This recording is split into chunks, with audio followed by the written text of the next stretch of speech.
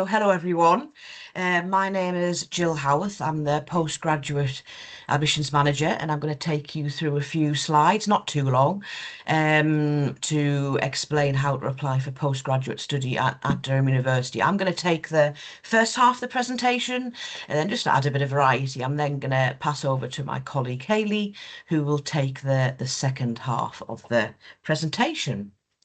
So, first of all, for postgraduate taught degrees, so they're your sort of master's programs. Just covering some basic dates and deadlines. So the admissions cycle opens at the beginning of October each year for entry in the following September, October. So we are open now for entry for PGT next sort of end of September time when term starts. Normal application deadlines are the end of July, so that'll be 2026 for applicants who require a student visa, and a little bit later for applicants who do not require a student visa, although those application deadlines are sometimes extended. But we do advise you apply as early as possible. Some courses occasionally may close if they become oversubscribed, and you don't need to wait until you graduate to apply. So please, if you are currently in your, for instance, final year of your undergraduate degree, then you don't have to wait until you finish to apply. You can apply beforehand, so any time from now, and all we would need is a up-to-date transcript in order to make a decision. And if we were to make an offer, we can make conditional offers upon successful completion of your degree. So you don't need to wait, as I've said, until you graduate. For any applicants who may be interested in our PGR programs, our research programs, like for instance PhD programs or Masters by Research, then again the cycle does open in October each year, but we have multiple intakes for our PGR programs. Usually it's October, January and April. So we're actually still recruiting now for entry for the remainder of this academic year, and we're also recruiting for next October for PGR. There's no official application deadlines as such for PGR. Again, we just ask that you apply as soon as you're ready to, and we'll go on to the actual process in a little while. But just obviously, especially if you need visas, then you just need to give time for decisions to be made, for conditions to be met, for CAS processing and for visa processing and things like that. So please do not wait.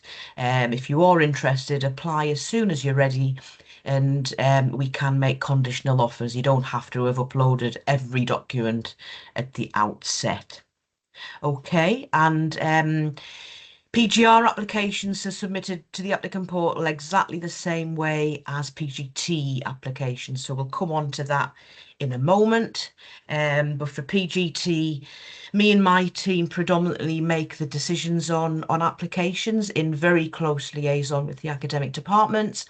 For PGR applications, it's the academic department only that makes the decisions on the applications. Staged admissions, there's only two programs for this cycle which are operating a staged admissions process. So as you can see, they are the full-time MBA and the MSc Conservation of Archaeological and Museum Objects. So on the course information pages for those programs, you'll see there's various application deadlines throughout the cycle because we run various rounds of applications, and then at the end of each round we would make decisions, and some would get offers, and those that maybe meet the basic criteria but maybe have not made the cut for that round, they may be rolled forward to the next round. But information about that is on the course information pages, but it's only those two programs that operate in that way. So, course search and how to actually apply. So, the first thing to do is to find out what you want to apply for. You'll obviously have your own interests and areas of areas that you want to study in, but do obviously look at our website and the course, the academic department web pages and course information pages, which are linked there, to find out what you want to apply for first. And you can read up about the course content and entry criteria and things like that. So please obviously have a look around that first so that you know what you want to apply for, if it appeals to you, and information about the entry criteria. But then you would open up the application portal, which I'm going to give you a quick demo of shortly. And you would use the course search option to locate what you want to apply for, selecting the appropriate academic year, which for PGT will be 26-27 because it's the one starting in September 2026. For PGR, it would either be 25-26 if you were interested in starting this academic year, or 26-27 if it was for next October start. And some programs are also available full-time or part-time, and if it was also available part-time, that option would be there, and then you just click on apply and complete all of the sections. So I am going to quickly show you the applicant portal. So this would be the home page. So once you've logged into the portal itself, this would be the home page here. And as you can see on the home page, any applications you've submitted would be in this section here. Any documents that you've uploaded as part of any of your applications would be viewable here. And you can also create inquiries through your portal. So once you've created an account, we do encourage you, if you have any questions, queries, etc., to use the create inquiry functionality. That is the best way. We have a dedicated inquiries team that are trained to answer questions and queries, and that's the quickest method for that to happen. And of course, we know exactly who you are because it's linked to your account on the system. So there's various things around here that you can see. I also want to point out this top ribbon here, particularly these things here. So as you can see, there are, where there's bell here, and there's the number 24 for this dummy account at the moment. These are your notifications. So any time we as an admissions team do something to your application, so the application status may change, there's just something you need to know about, you would get a notification. So do look in your portal quite regularly once you have an account and see if there's any new notifications for you to look at, and then you would just obviously click on that and you'd be able to look and click on the notification, and it would come up with what the notification was. Okay, likewise, action requests. I don't have any at the moment because I haven't actually submitted any applications. But if you did have any action requests or things to do, it would normally be things like, can you provide some more documentation to evidence this, or I need more information on this. Just if there isn't enough information in your application to enable us to make a decision, that would be the sorts of things that we would issue an action request for. So do look around these things here regularly once you have an account. Just going to go back to the home page here. Right, so to show you how to actually apply. So obviously when you first go in, this will be blank because you won't have any applications here at all. So then you would just click on create new application. And then you would search for what you wanted to apply for. So for instance, if I was interested in finance, you don't have to put the full title of the degree in. I would just put the word finance. You would click on search, and then it would come up with anything in finance in the title or finance in the department or something like that. So if I was interested in MSc Finance, for instance, you can see that's in the Department of Economics. Level of study is postgraduate taught. So I'd have to click on the academic year. This is PGT, a taught programme, so only 26-27 is available. A mode of study, only full-time is available because we don't offer this program on a part-time basis. So I'd click on those and then just click apply to the right. And we'll just give that a few seconds to load up the application form. There we are. Right, so this is the actual application form. So as you can see down the left-hand side, these are all the sections you need to go through. And each time you complete a section, the red cross will turn into a green tick. So the first details, course details page is filled in because you've already done that by selecting the program. So you just click on next. And then you can see the course details now has a green tick, and you go on to the personal details. So you'd fill in the details. The little tiny red asterisks are compulsory fields. If they don't have one of those, then it isn't compulsory to fill that in. So you'd make sure as a minimum that the compulsory fields are filled in, but do just fill it in as much detail as you can. There are some equal opportunities questions that we ask you to complete as well. I'm not going to fill them in for the purpose of this demonstration, but we would ask you to fill them in. They're not mandatory. As you can see, there's no red asterisks next to them, so they're not mandatory, but we just encourage you to do that so we can use it just for monitoring purposes. They're not used in any way to inform an application decision, and in fact that information doesn't even come through to my team. So once you've filled in as much as you want for that section, again you would click on next, and then it goes on to the next section. So you just continue down these sections in that same way. So you'd have contact details, you would have address details, you would have a different correspondence address. If it was different, you'd put a different address in there, for instance. Agent details if you're applying via a recruitment agent. If you are an international applicant, if you click that to a yes, then you can select whatever agency and branch you're applying through. And then if you want to authorize someone to act on your behalf in your application, then you can click yes and put their details in there as well.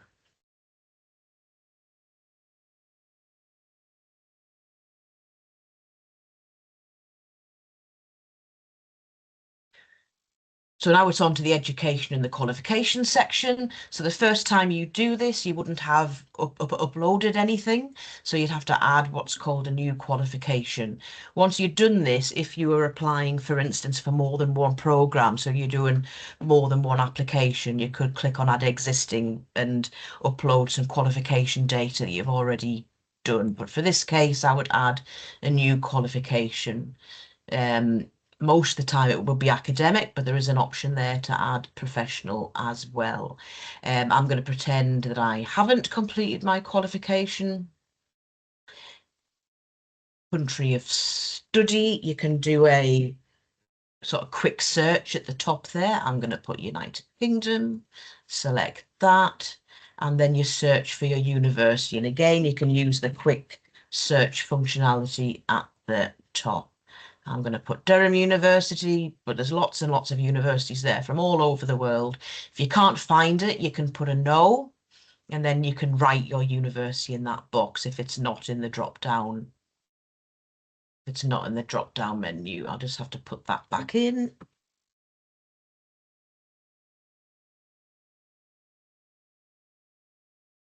And then add the qualification. So I'm going to say that I got a Bachelor of Engineering. But there's lots and lots of different qualifications here. You just search for the nearest one that meets your requirements, and you can use the quick search functionality at the top there. Once you've found it, you would select it, and you can also then drill down more into the actual subject. So Bachelor of Engineering.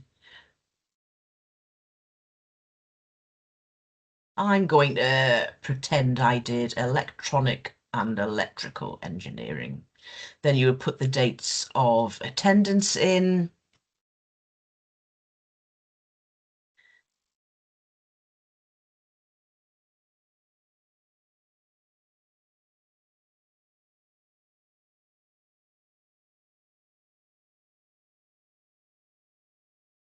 Just trying to see if there's a quick way to get the year. There we are. There is. So I did it in 22. So I'm going to pretend I started the 1st of September 22.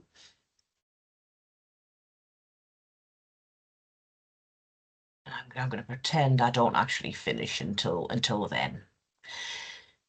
So as you can see, these bits are mandatory because they've got red asterisks next to them. After that, some of these fields are optional, but you can fill them in.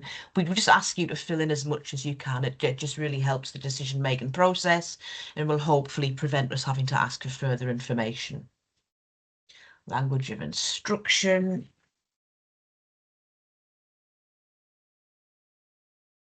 An expected award date. I'm going to put then. If you wanted to, you could upload a document at that stage, which would be your up-to-date transcript if you haven't quite finished your degree. So it will be a transcript showing the years you have completed, or if you have completed your degree, then you'd upload your final transcript and your certificate as well if you have it. But I'm not going to upload any documents for this demonstration purpose. I'm just going to click on submit. And then that information has populated. Okay, so I'm just going to leave it as that for that section. There's the English language proficiency section that you'd fill in as well. And so you just go through the sections, filling it in. Just going to do that. English, there we go. You can add if you were international and your native language is another language, you then obviously put if you've taken a test yet.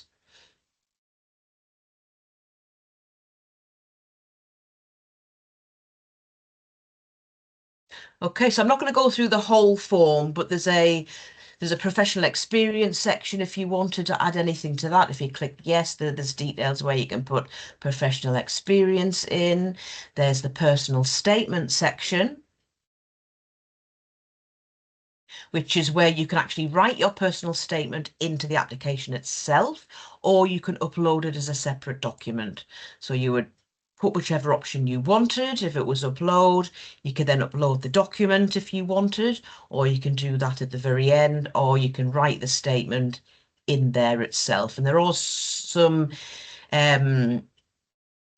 advice here into what sort of things to include in your personal statement, but I would also look at the course information pages for your academic department and the programme you're interested in to say if there's any advice on there as well.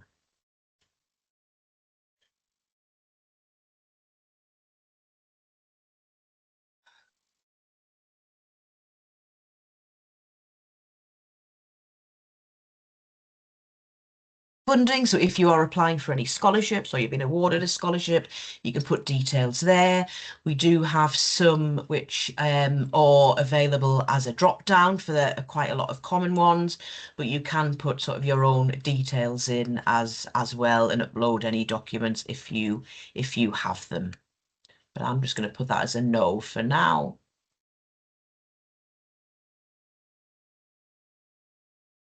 Visa and residential section is really important so that we can determine your fee status, whether you're a home or an overseas fee payer. So there's questions in here which are really important, and whether you need a visa and that sort of thing.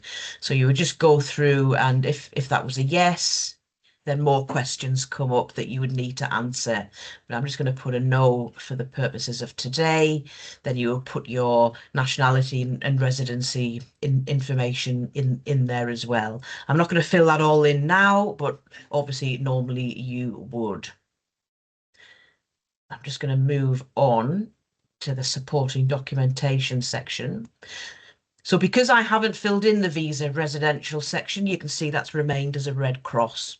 So you can see clearly which bits you've completed and which you haven't. Supporting documentation section, you can just add documents.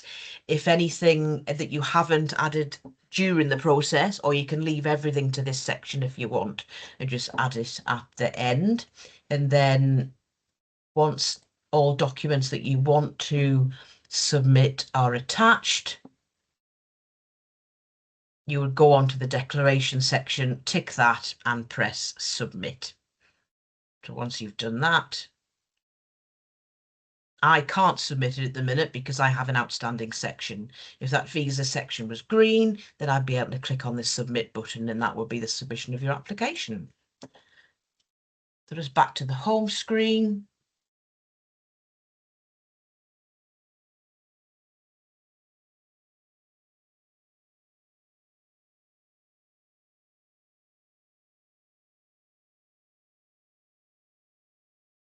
And that's the one there, the MSc Finance application is the one that I've just started today. So you can see that it's in progress because I haven't actually submitted it. If you had submitted an application, that portal application status would change to application received, and then more drop-down options would become available. So at the moment, that's the one I was just filling in. If I click on the drop down, I can resume that application and that would take me back straight into the application. So you don't have to do this all in one sitting. You can save it, come out of it, come back at a later point. So once you submitted, that would change to application received. At that point, you need to keep an eye out if there's any notifications or action requests up here. Once we make a decision on your application, then that would change to either offer issued or unsuccessful decision issued. At that stage, more options would be available on this drop down. So if you received an offer, then the option to accept your offer would be available on that drop-down menu. So these drop-down menu options next to your application is dependent upon your portal application status. Once an offer is made, you will be able to view your offer in this drop-down menu as well, but any offers are also emailed to you as well. Okay, so that's just a whistle-stop tour of how to submit the actual application. So back to the presentation.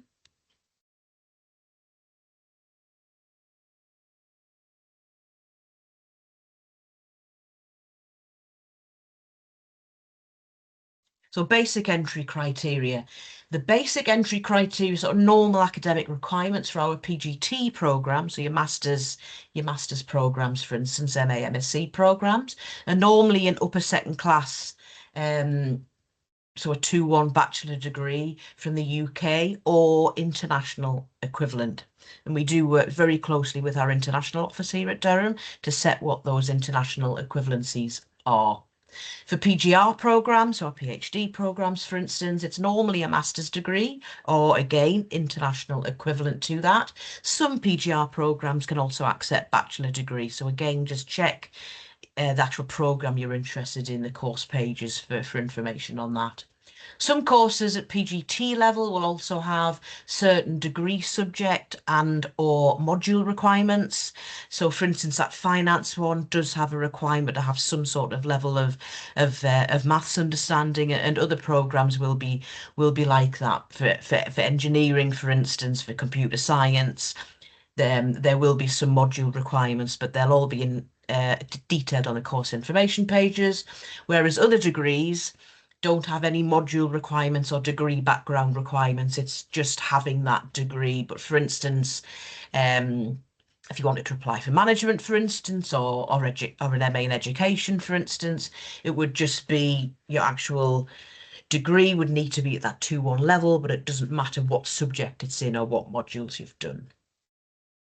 English language requirements are obviously essential for any applicants where English is not your native language. Those are all detailed on the website, but they do need to be met. Again, they don't need to be met before you apply. We can make offers if we want to make an offer. We can make them conditional upon you meeting the English language requirements, which would normally be through an English language test, but sometimes we may be able to waive the English language requirements if people, for instance, are doing their degrees in an English-speaking country. So if any international students were in the UK or America, for instance, doing their degrees and did their full degree in that country, then we could potentially waive the English language requirements for those.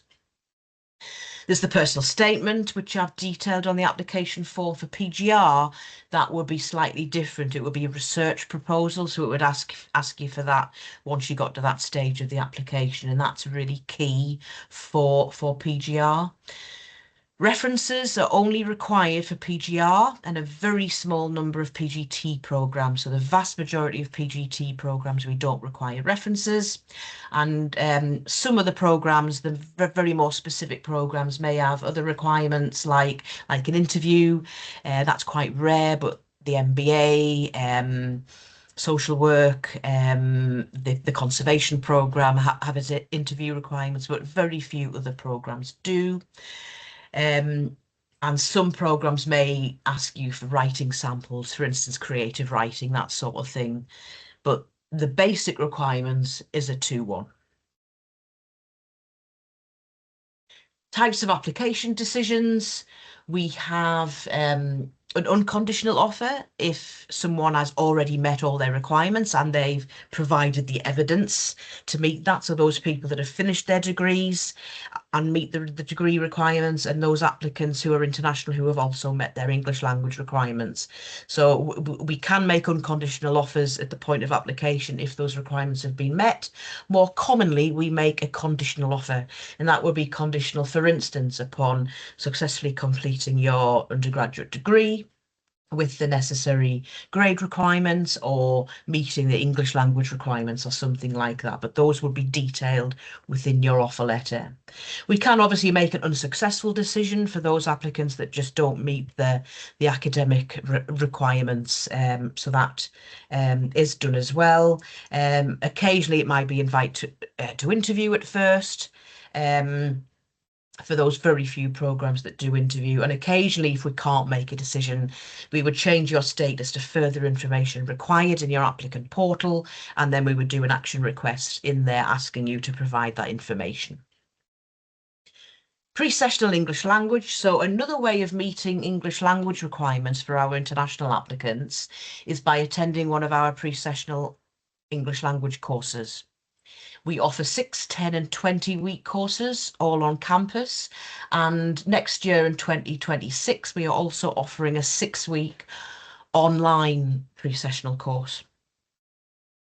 It must be stated, the pre-sessional option must be stated on your conditional offer letter in order for you to be able to apply for a pre-sessional course, because you need to have provided an English language test score and only have missed narrowly what the requirements are. The pre-sessional English language requirements are detailed on our website, and the link is provided there for you. And again, you would apply for that via the applicant portal. So if that was an option, we would automatically add that as an option. So if you've provided your English scores, we look at them. If you haven't met the direct entry requirements, but have met the pre-sessional English language entry requirements, we would automatically put that as an option on your offer letter. And then you could either apply for the pre-sessional course, or you could just retake the English language test, whichever you would prefer. And to apply for it, you would just do that via that drop down option in the applicant portal. So it's really, really easy to do. And then we would confirm your place after that. If you do a pre-sessional English language course, to meet your English language conditions, you would need to pass it in order to progress to your main master's programme. The vast majority of our pre-sessional English language students do pass, and that's because we only allow them onto that pre-sessional course if they're just narrowly off the requirements anyway. Those people that don't have any English language requirements, so our international applicants who have met their direct entry, some may also still choose to do a pre-sessional English language course. One, just to refresh and enhance their English language skills, but our pre-sessional courses offer much more than just English language training, especially if you did it on campus. It obviously helps you familiarise yourself into Durham, the university. So we do find that some unconditional applicants attend our courses as well. And if you were unconditional or didn't have any English language requirements, you would just need to meet the attendance requirements in order to progress, because you've already met the English language requirements. Okay, I'm going to stop there and hand over to my colleague Hayley. Yeah, lovely. Thanks, Jill. Yeah, so moving on, for our international applicants, we'll talk about CAS. So CAS is the Confirmation of Acceptance for Studies, and this enables our international applicants to apply for their student visa. And in order to be eligible for your CAS, you need to firstly accept your offer, pay any deposit if that's required and listed on your offer letter, and you've met all outstanding conditions on your offer. Documents must meet the UKVI guidelines, so any translations that you provide must meet the UKVI requirements. We can only issue CAS 6 months before your programme start date. So if you apply now and got an offer and you were unconditional, we wouldn't process anything until we were within that 6-month period. We can issue combined CAS if English language is the only outstanding offer condition and you've accepted onto a pre-sessional English language course. UKVI CELT will be required if a pre-sessional only CAS is needed. Next slide, please. Thank you. So moving on to ATAS, which is known as the Academic Technology Approval Scheme. And this is in relation to national security and anti-terrorism legislation. It's a mandatory requirement within immigration rules for students intending to enter or remain within the UK. Students who require ATAS will not be able to register onto their programme here without it. It affects applicants planning to undertake a degree in some science, engineering or technology-related disciplines. If offered a place and ATAS is required, your offer letter will clearly include some information regarding this requirement and what you need to do next. You would apply online for ATAS clearance certificate at the Foreign and Commonwealth Office website. So just to note that as this is an external process with the Foreign and Commonwealth Office, we're not able to have any input to that process. So we're not able to expedite this or hurry it along or get a decision or your certificate issued quicker. It's all done by the Foreign and Commonwealth Office website. It's not handled by admissions. Okay, so the admissions processes. So for PGR only, in the first instance, you would need to contact the academic department of your programme that you would like to apply for, just to get in touch and to discuss your research interests and to explore a potential supervisor availability for your research area. Visit and research students also need to apply by the applicant portal and are considered in exactly the same way. For the application considerations, so as Jill briefly touched on at the beginning of the presentation, the PGT, the PG admissions team, will consider applications, but we'll do that in close liaison with the academic departments. So if there's any borderline applications, we will discuss anything with them to help make a decision on applications. But for PGR, the academic department will consider the applications and make the decision on those, but we will then update the systems, which will then update the portal for you. But the actual in-house decision is with the department for PGR. So after applying, you'll go through a number of steps. And the first one would be that if you've applied for a programme that requires an interview, you'll either receive that invite to interview and your status will update to reflect that. You would then go on to attend the interview, and if successful or not, you would then move on to the following steps 2, 3 or 4. So if you apply for a programme that doesn't require an interview, you would start at number 2, which would be you'd either receive an unconditional offer, or you'd receive a conditional offer, or you'd receive an unsuccessful decision, which would then be the end of the admissions process. Or you may receive the action request asking for some further information, as Jill showed you on the portal. It may be we need a more detailed transcript or a little bit more information from you to help us make that decision.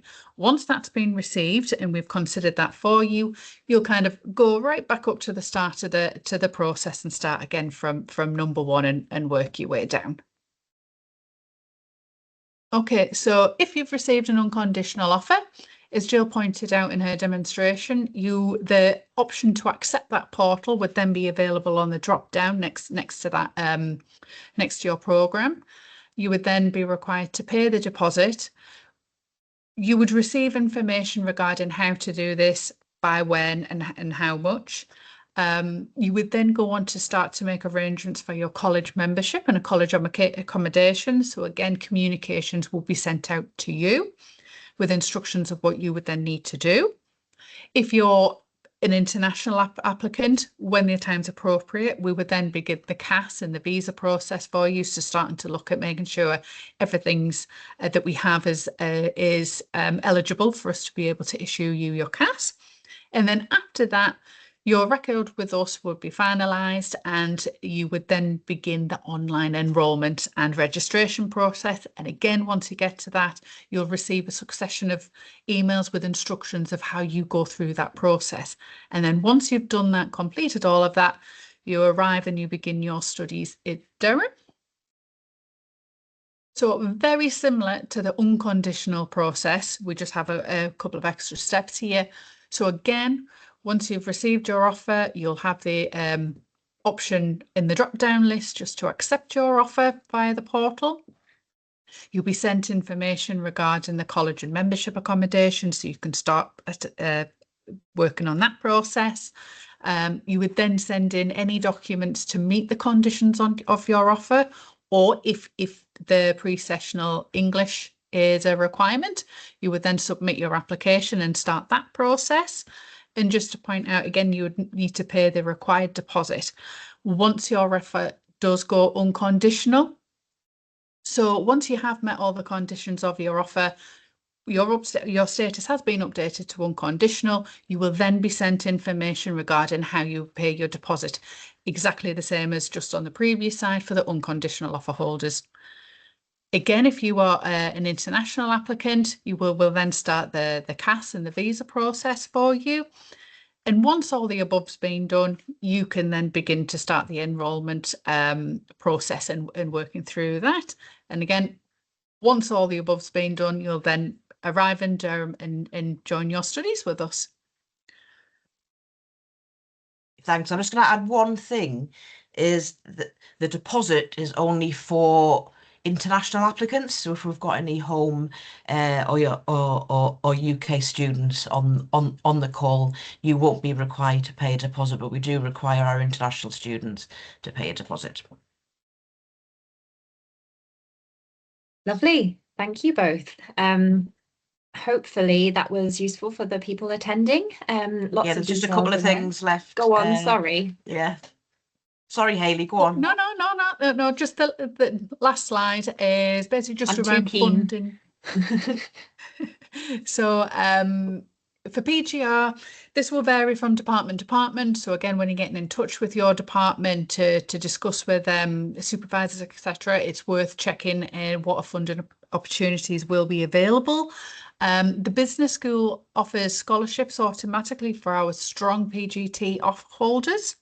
There are further scholarship and funding opportunities listed at this link regarding anything for postgraduate scholarships. But if there's anything you've got any questions about, whether it's the deadlines or the processes or anything that what's available, you can just contact the scholarships office direct and they'll be able to provide you much needed advice. And lastly, here's our contact details. So like Jill said before, you can either get in touch with us via the portal or there's one of these options here.